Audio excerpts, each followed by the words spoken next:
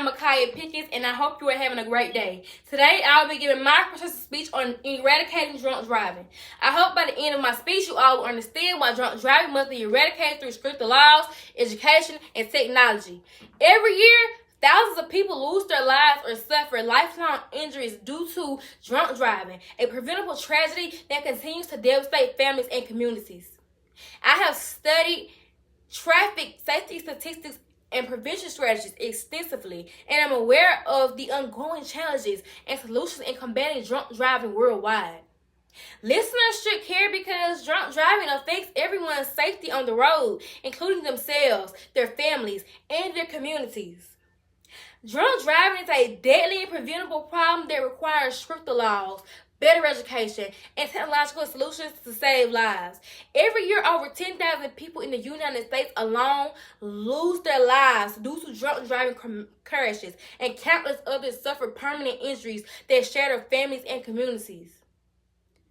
Whether you drive, walk, or ride as a passenger, drunk driving endangers everyone's safety on the road, including you and your loved ones. I have extensively researched traffic safety data, prevention strategies, and technological advances aimed at combating drunk driving, giving me insight into both the challenges and solutions. Today, I want to persuade you all that drunk driving is a deadly and preventable problem that requires stricter laws, better education, and technological solutions to save lives. First, I will discuss the severity and consequences of drunk driving. Then I will explain why current measures are insufficient.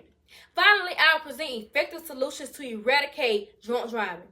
To begin, let's explore why drunk driving remains a serious threat despite existing laws. Drunk driving causes a high number of fatalities and injuries worldwide. According to the Centers for Disease Control and Prevention, approximately 29 people die every day in the U.S. due to alcohol-impaired driving crashes, accounting for a nearly 30% of all traffic fatalities. Globally, the World Health Organization reports that alcohol contributes to about 20% of road traffic deaths, making it a leading cause of preventable mortality. These numbers are staggering and highlight the urgent need for action. But why is drunk driving so dangerous? Alcohol, it impairs judgment and reaction time, making it extremely hazardous to operate a vehicle. Alcohol affects the brain's frontal lobe, reducing decision-making abilities and slowing reaction times, which are critical for safe driving. Studies show that drivers with a blood alcohol concentration, or BAC, of 0.8% are nearly 4 times more likely to be involved in a fatal crash than sober drivers. The impact of drunk driving extends beyond the immediate victims. Families suffer emotional trauma and loss, while society bears economic costs estimated at about $44 billion annually in the U.S. alone due to medical expenses, lost productivity, and legal proceedings. Survivors often face lifelong disabilities requiring ongoing care, further straining healthcare systems and social services. The ripple effects of drunk driving touch every corner of our communities.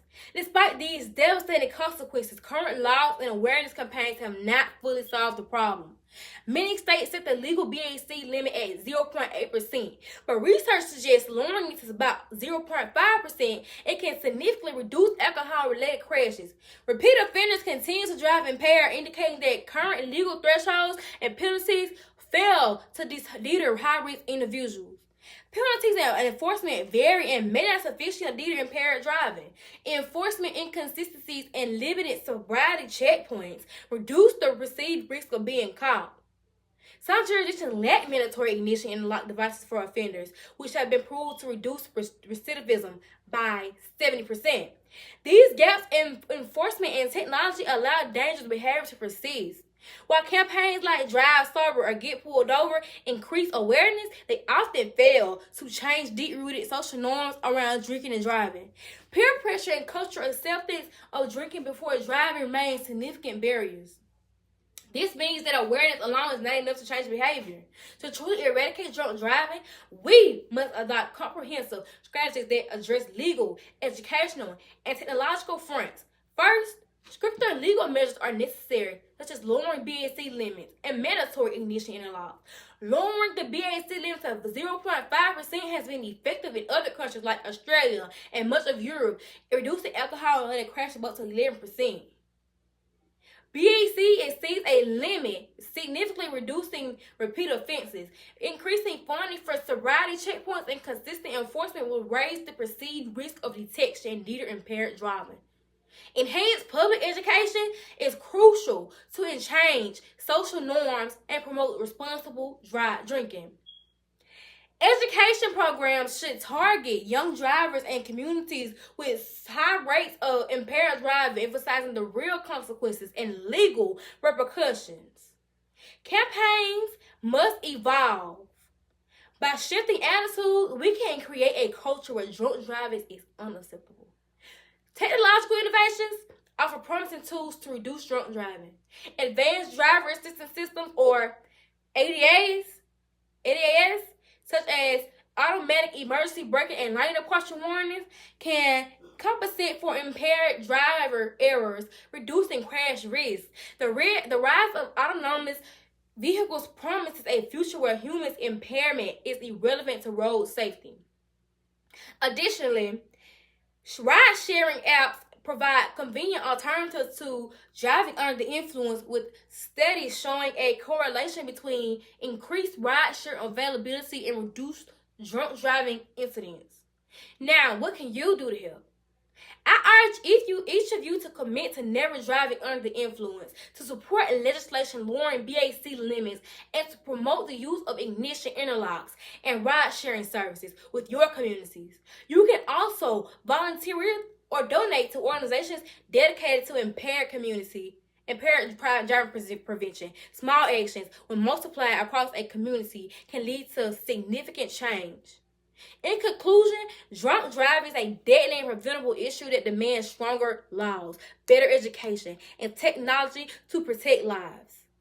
Eliminating drunk driving requires a combined effort of legal reform, public awareness, and technological innovation. Together, we can save thousands of lives each year by safer choices and advocating for stronger measures. Let us commit today to be part of the solution and ensure safer roads for ourselves and future generations.